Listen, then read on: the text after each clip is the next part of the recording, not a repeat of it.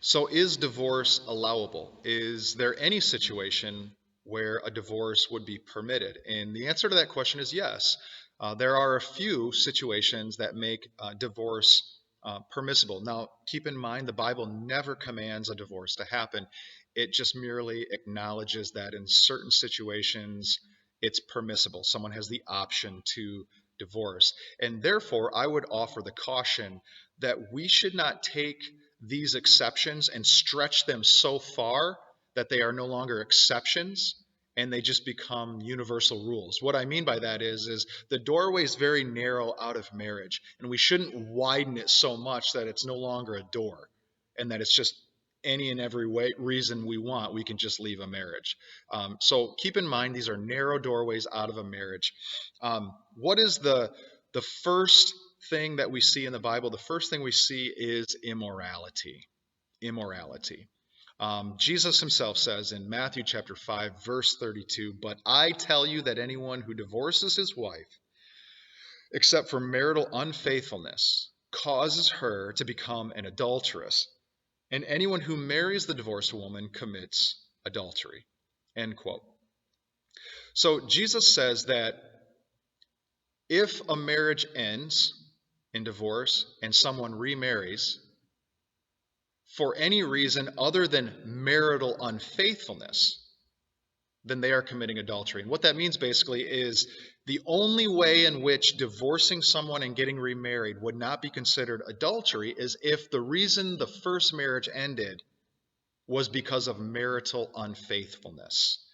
Now, what does marital unfaithfulness mean? Some people think that it automatically think that it means adultery, and it includes adultery. However, Jesus does not use the Greek word for adultery here. He uses a different Greek word, the word porneia, where we get our English word porn.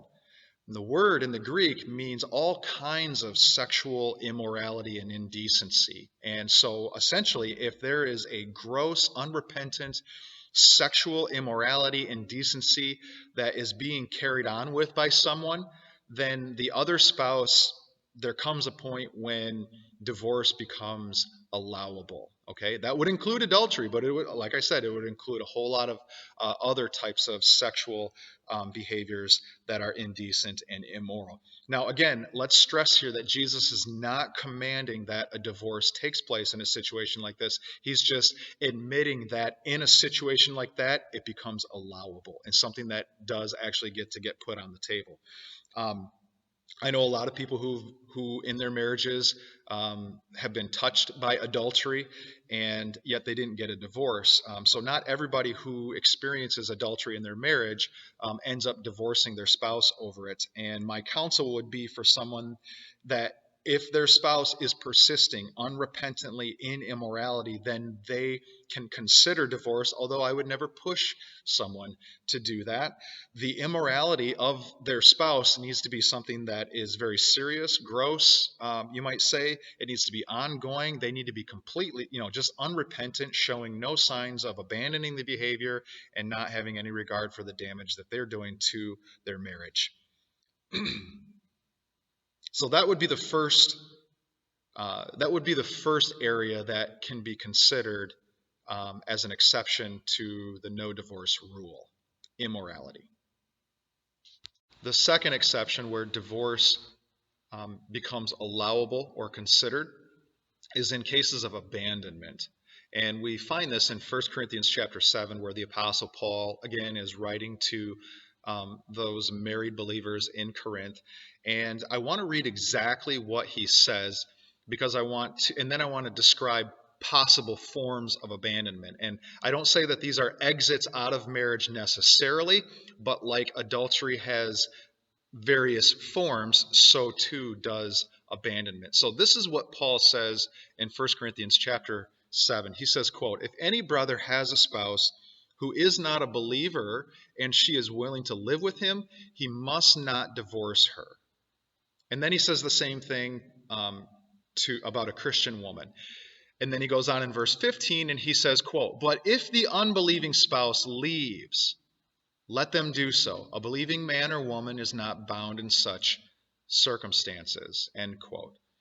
So, in other words, if you're a Christian, you can't divorce your spouse simply because they're not a Christian.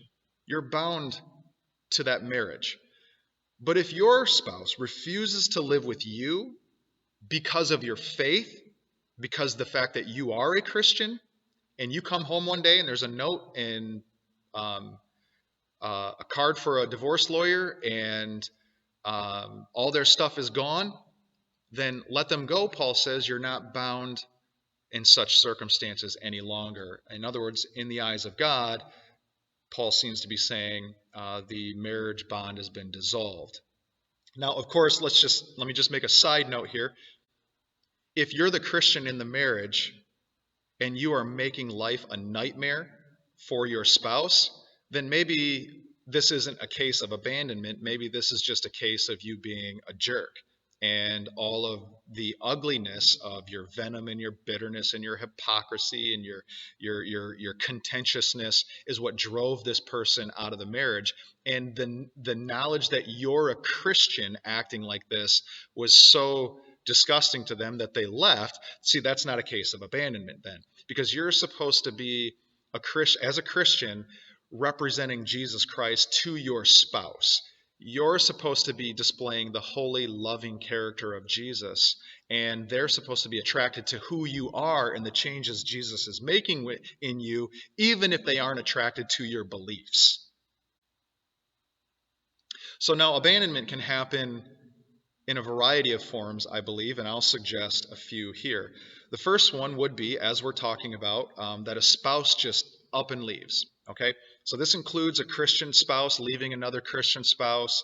The abandoned spouse would not be obligated in such circumstances. Okay, so again, you may have a non-believing spouse who leaves because of your faith.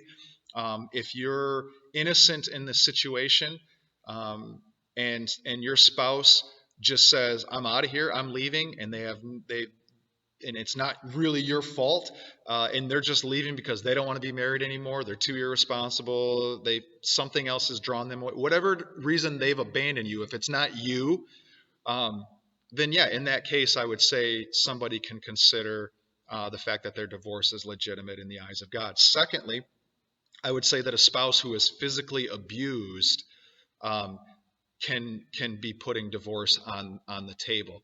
The third thing is extreme neglect. Paul takes this very seriously, and he says in 1 Timothy chapter 5, verse 10, he says this: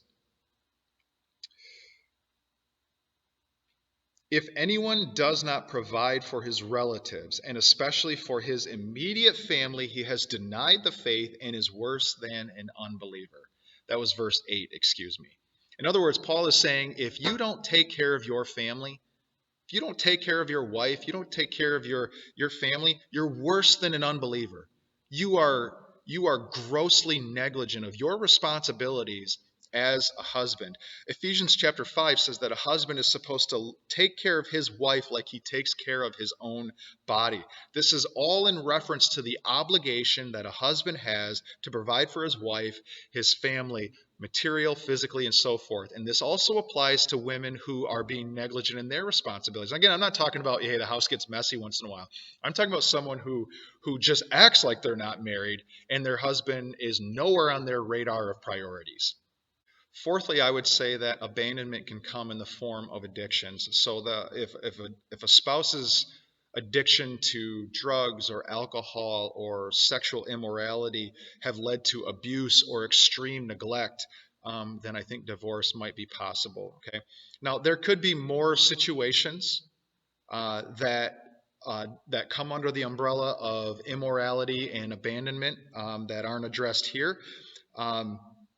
But I would say that the ones that I've listed and any others that people might come up with, you should prayerfully, fearfully, and with the guidance of a trusted pastor, pursue any course of a divorce, and not just something that's a knee-jerk reaction, or I'm just trying to get out of a tough situation, because you got to remember it might be God's will that you go through a difficult situation.